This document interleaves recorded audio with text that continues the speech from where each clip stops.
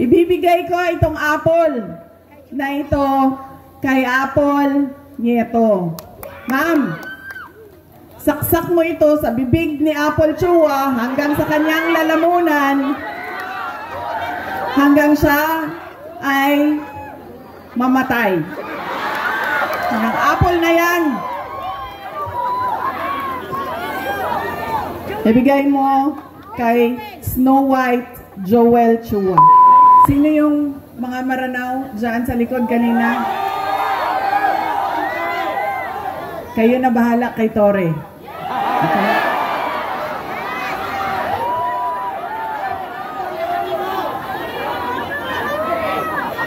Si Congresswoman Apple Nieto na ang bahala kay Joel Chua sa tulong ninyo.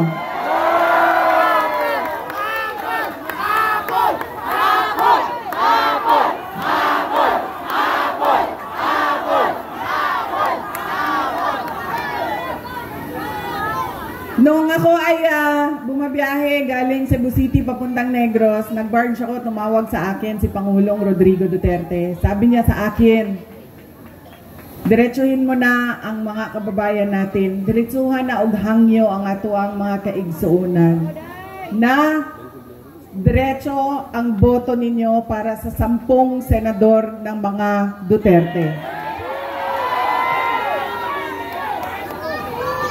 Si Bongo Bato de la Rosa, Jimmy Bondoc, Rodante Marcoleta, Philip Salvador, Attorney Vic Rodriguez, Attorney J.V. Hinlo, Attorney Raul Lambino, Pastor Apollo Kibuloy, at Richard Mata. Bakit kailangan diretso ang boto natin? Bakit kailangan tinatawag na block voting o straight vote ang gagawin natin? Dahil unang-una, kapag hinaluan ninyo ng ibang kandidato o leader na sa iba ang kanyang pamumulitika, ay magkakagulo lang, mag-aaway lang lagi at magbabangayan lang lagi. Pangalawa, kapag mataas ang boto at malayo ang agwat ng mga boto, ay mahirap siya habulin sa dayaan sa makina.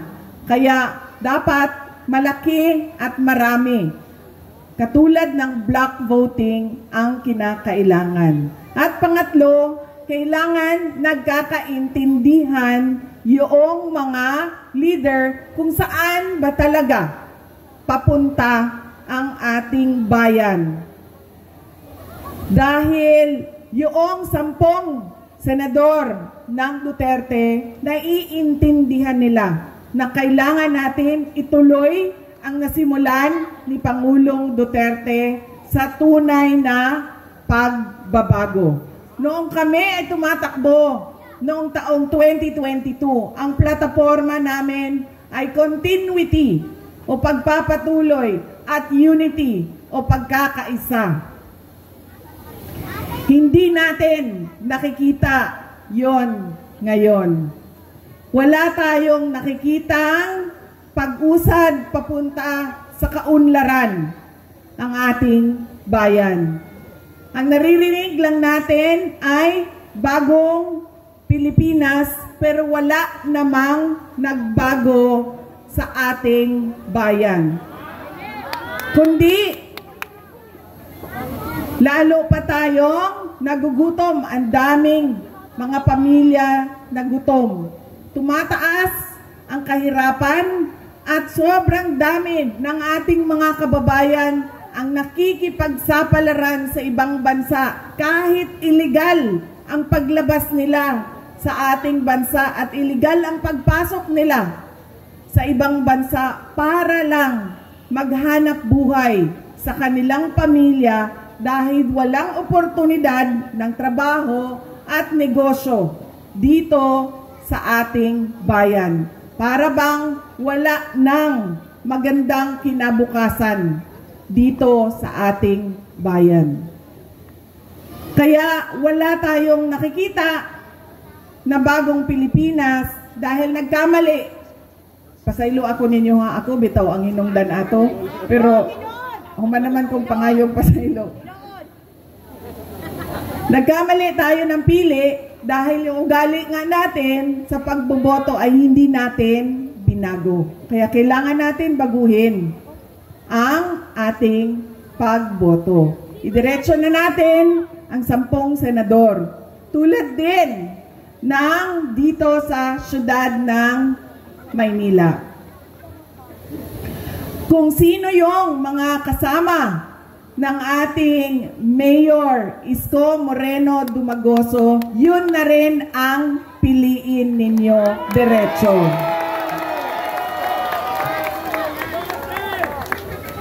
Dahil, tulad ng sinabi ko sa kanila, kung pipili kayo ng mayor dito, pipili kayo ng vice mayor sa kabila, pipili kayo ng 2 konsehal dito, 3 doon, o ilan bang, hati-hatiin ninyo ang boto, magkakagulo lang din ang inyong lokal na pamahalaan. Hindi makakagalaw ang mayor ninyo.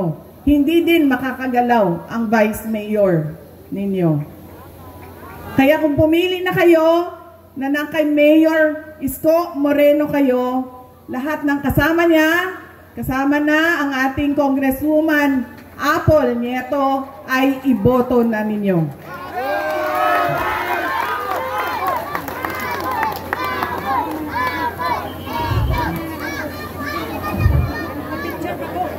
Hindi, para kay Joel Chua ito, antay ka.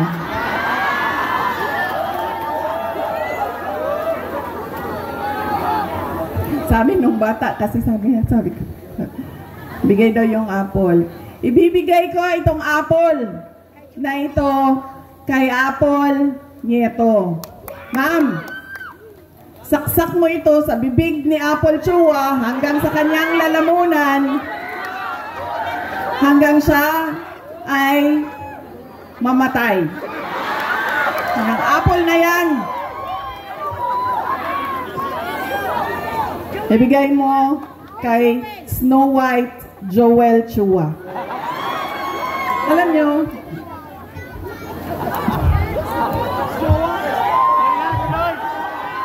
diba si Snow White kumain ng apple, tapos nabilaukan. Apple yan. Bigay mo yan sa kanya, taksak mo yan doon sa bibig niya.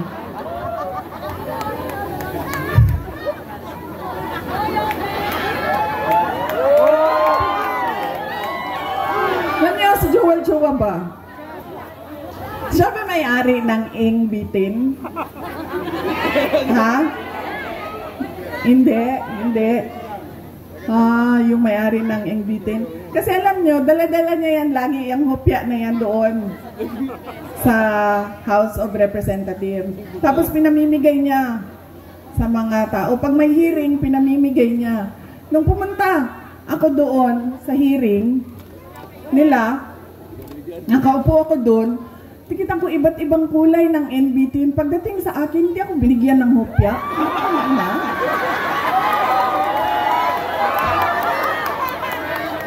Para bang hindi ako nagugutom?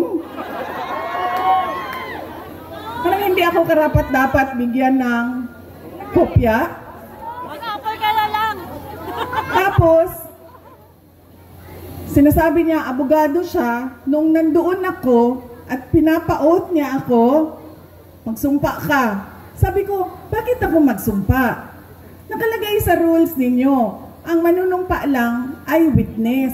Hindi naman ako witness dito. Resource person ninyo ako. So bakit ako manunumpa?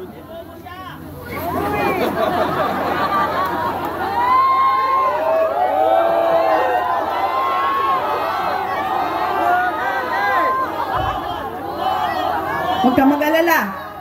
Yung apple na hawak ni Apple ang solusyon.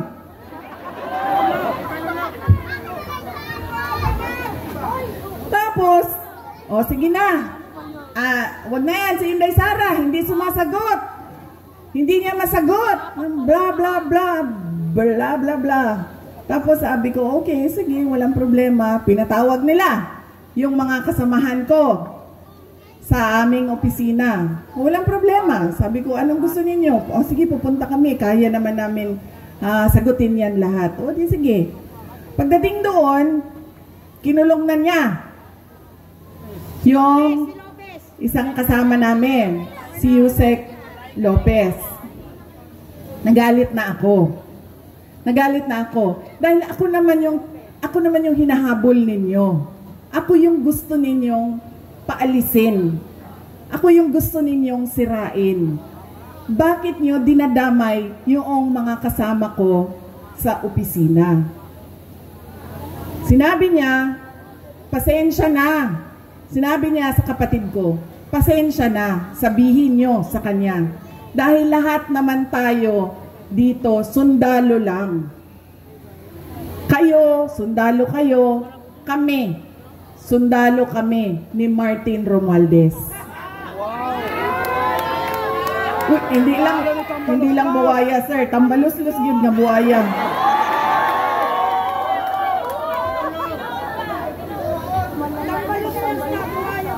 Sinagot siya ng kapatid ko, sundalo tayong lahat, pero kami, sumusunod kami sa tamang orders. Hindi kami sumusunod sa mali. Yan! Hindi ko nga alam kung paano nyo napili yan sa Joel Chua, pero nasabi na sa akin yun. Yan ang karakas ng inyong congressman. Ganyan ang pag-uugali ng inyong congressman. Hindi namimigay ng hopya. At sundalo daw siya. Hindi ko lang alam kung kaya niya yung hirap ng pagiging sundalo daw siya. Pero hindi naman niya sinusunod yung tama. Ang sinusunod niya ay yung mali.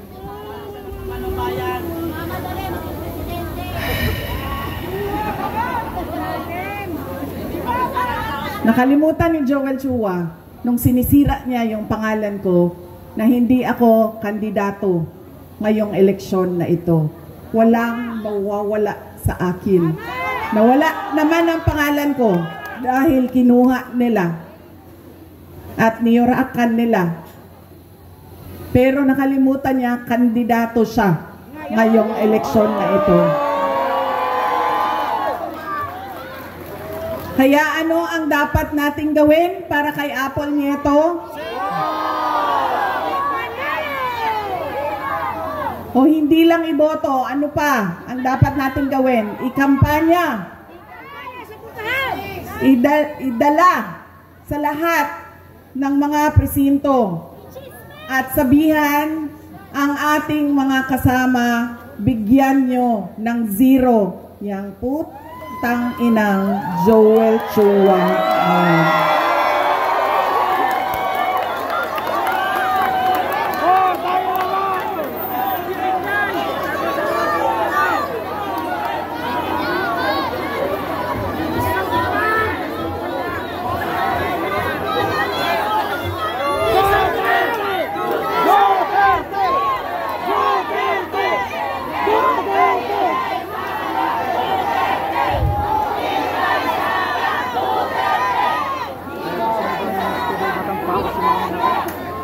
Mga kababayan, ang lahat ng ginagawa natin ay para sa Diyos, sa bayan, at sa bawat pamilyang Pilipino. Syukran.